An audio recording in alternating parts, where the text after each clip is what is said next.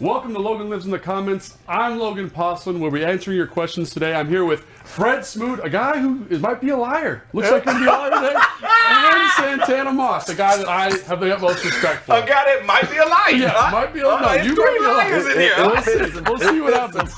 We'll see what happens later. Stay tuned. Make sure you check it out. Got to watch the whole thing. Here we go. So, Fred, you got the first question, I think, today. No, Tanner has the first question. I got the first question. I'm gonna take this one off because I can't get over this question that's coming up later on. How they always ask Logan. Yeah.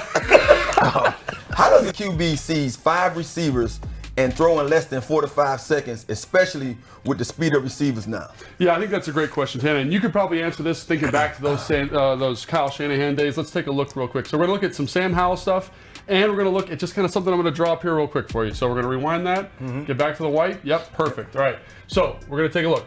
So this is like a CO concept. You remember this, Tana? We got a corner.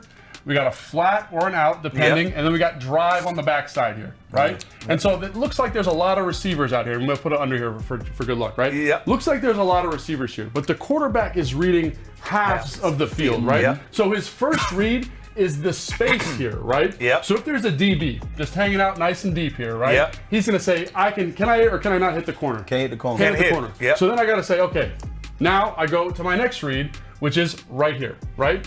It's the drive coming across the field. So it just works right nicely into my vision. So I'm not reading all 5 receivers at the same time. I'm starting with one and then working my way through it. So let's take a look at what I mean by that. Sam Howell played against Dallas, obviously. This is a version of CO, right? Yep. We're gonna run a corner here by Logan. We're gonna run a flat here, drive by Terry, basic here, and an under here, right? Yep. And what you see here is, watch, he looks to the corner. You see him look over there? He's checking it out.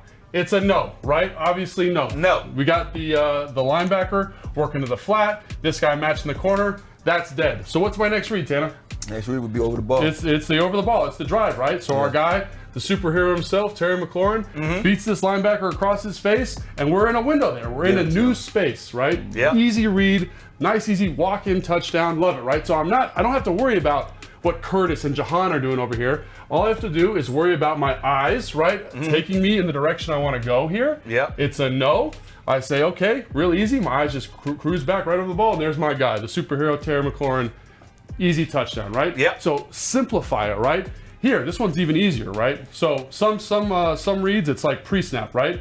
We got man coverage here. Yep. Okay. So all I'm doing is I'm saying, which matchup do I like the best, right? Yep. Versus a slant. We're gonna get dragon. Remember this, Tana? Dragon, flat, over the ball.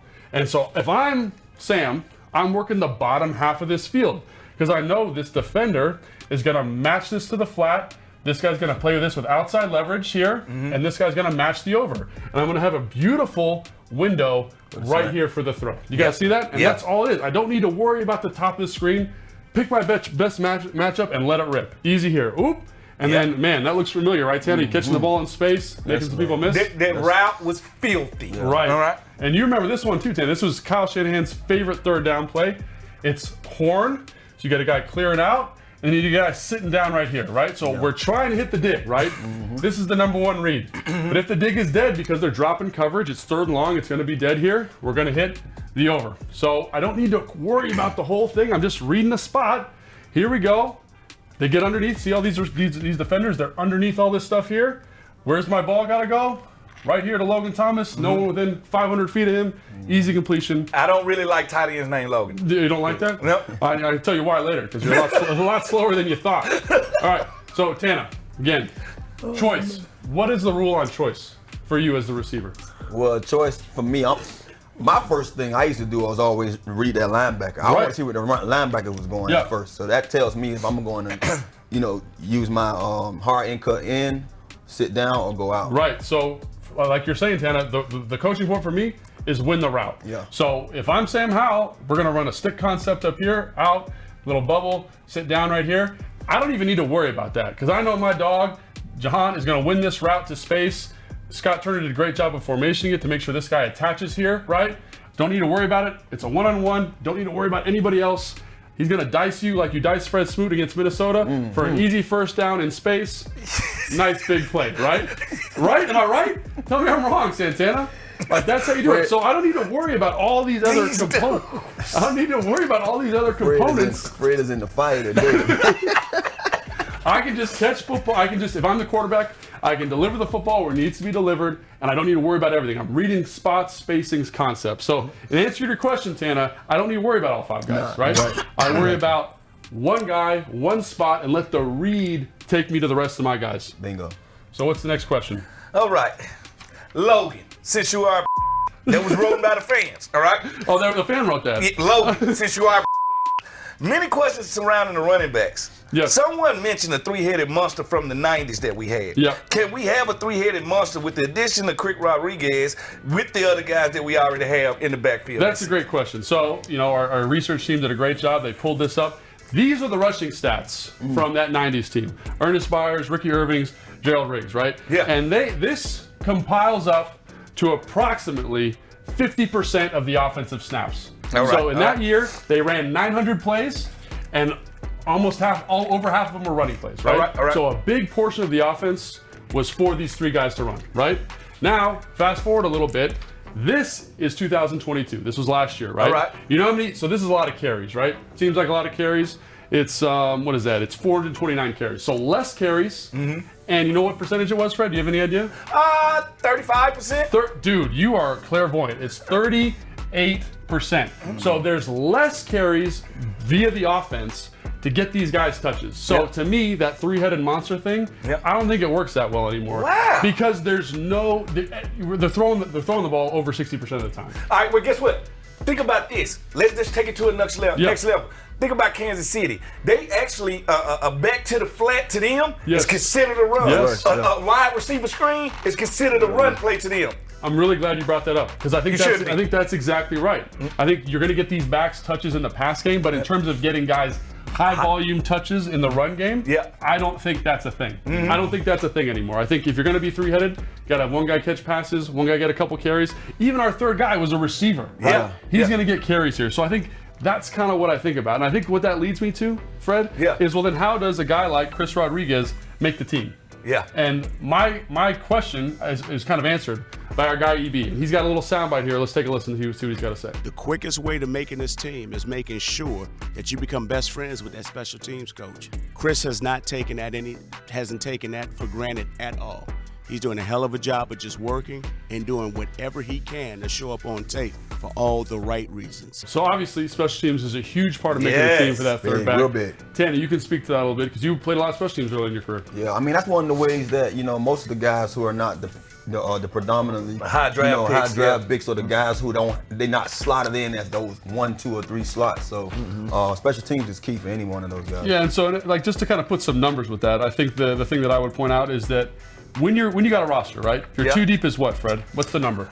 Actually, some position 2 deep, some position 3 deep, but let's say 25 each side of the box. Yeah, I'll say 44 total guys, right? And then you got plus 3 specialists, right? So that's 47 guys. And on a 53-man roster, how many spots is that open? That's a little bit of math there. 6 spots, right? 6 spots available. So when you're actually competing, it's the 5th linebacker, it's the 4th tight end, it's the 5th, 6th wide receiver, whoever it is, right? DB. Those guys are competing against each other, and they have to contribute on teams because their contribution to the defense or the offense is going to be very low, right? So they have to show value to Katzer in that special teams group and say, on game days, I can contribute as one of these 6 guys to that special teams department and really help the team. So I think that's why when people say teams, if you're not in this too deep, you got to find another way to be contributing to the roster, and that's how they do it.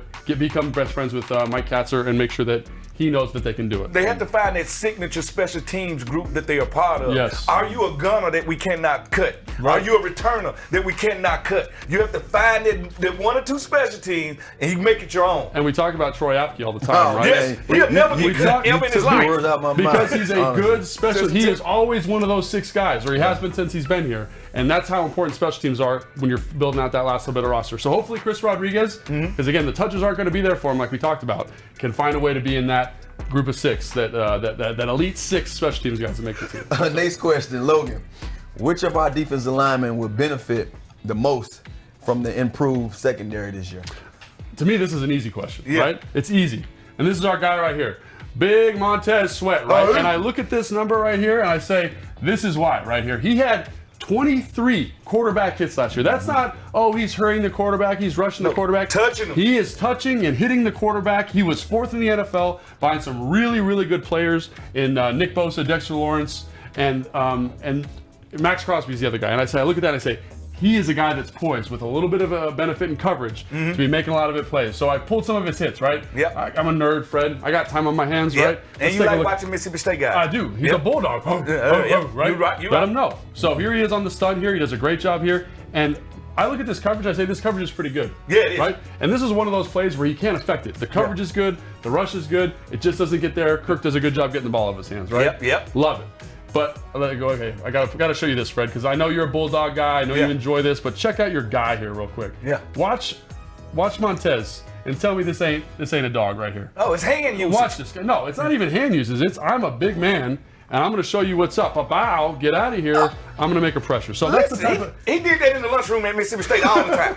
All the time. So that's the type of pressure you get, right? Yep. But you also get these, right? We're getting a little angle right here at the bottom by the receiver, and here he is, Montez on the edge, rushing the passer. And I look at this and I say, if the coverage is a little bit better here, a little bit better, can he get a sack here, Fred? I'm asking you. Yes, he can. And is that where that better back end helps you out? That's why I come to him before the next play and I say, my fault. That's on me. Interesting. I got him next time. When I see that, I'll give you I'll let you know. I tell you to line it up. We're finna get the same thing. I'll give you a signal. Yeah, so I think that's right. I think these are the ones. These are the hits. These are the hurries that are impacted by coverage. Now, that's not a first down. That's a great tackle. Keep him short of the sticks. But we're talking about getting Montez some more sacks, right? Yeah. Here's another one, right? We got a double move down here on the bottom.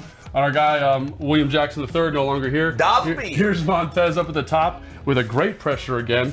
And I look at this and I say, if this coverage is a little bit tighter, I know, Montez helps him out, creates the pressure. If the coverage is a little bit tighter, is that a sack? First of all, it is a sack. If the corner just do what he paid to do, and that's cover people, it's a sack. Because if I'm on your hip coming out of that wheel route, out of that double move that he just got, the quarterback will hold the ball. Yeah. All right? And now you're talking about a play that changes the game instead of a play that they look at and say, you know what, we coming back to that. And Jacksonville said they're coming back. And look at this power right here. He lifts this tackle up, and that is a sack. If he holds that ball even a tenth larger than what you're talking about. So I think Forbes, Rich Homie Quan, right, your boy. That's his name. Them being involved in this are going to be so much, help him out so much. Yeah. And 23 of those hits, 23 of those hits turned into sacks. What, he's got 11 sacks on the year? So. Yep. And then one of the things we haven't mentioned is contract year, baby. Oh, baby. We hunt on that year. Talking about the money. We hunt on that year. Get that bread. Yeah, Professor Paulsen. Professor Paulsen, that's right. Yeah. Oh, so I got the last question. I'm excited. Do you know what it is? I want to know what it is. It's about our guy, the illustrious Fred Smoot. Oh, you talking about the speedster? And so, the speedster, that's right. And so I heard a rumor from a fan that said London Fletcher ran a faster 40 than you. The man that you call CeeLo Green ran a faster 40 than you. I'm a fool. Is that true? For you. Is that true? What was your 40 time? No. I'm gonna hold you to the fire, Professor. Okay, Since you told me what I ran at the combine, how about you tell me what I ran at the combine and tell me what Logan ran? So this is what you ran at the combine. What does that say? That says 4.48 seconds. Yep. And I'm not a math professor, man, but that number seems higher than this number, which is 4.38. This is where you're wrong at. Tanner was at the combine with me. Fred Smoot did not run at the combine. Get out of here. I did not run at the combine. Where's this number from? You tell me. Is it from your pro day? Let's don't go to place. Look at this. I ran that falling down the hill. I can run a 4.48 falling down the hill. And let me tell y'all something, fan base.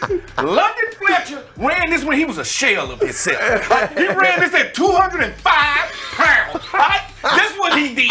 Now, the London I played with at 255 couldn't run beside me ever. He said he ran at 240. He said he ran at 240. And what did you weigh? What did you weigh when he ran this? 173. And I didn't run that. He's carrying Santana while he's running this 40. They didn't ask that question. They asked at the combine. I did not run at the combine, Tanner. I didn't run. Okay, all right. Okay, thank you. That's how I knew I had won that argument from the door. But I'm just saying. I want to say this to you. Jesus rebukes you. You the devil. You are the devil, man. All right, so thank you so much for leaving these great questions. It leads to these great kind of investigations we've had here. Please keep leaving comments. Please keep leaving questions, and make sure you turn in next week for more Logan Lives in the comments. Rebuke you. Oh my God.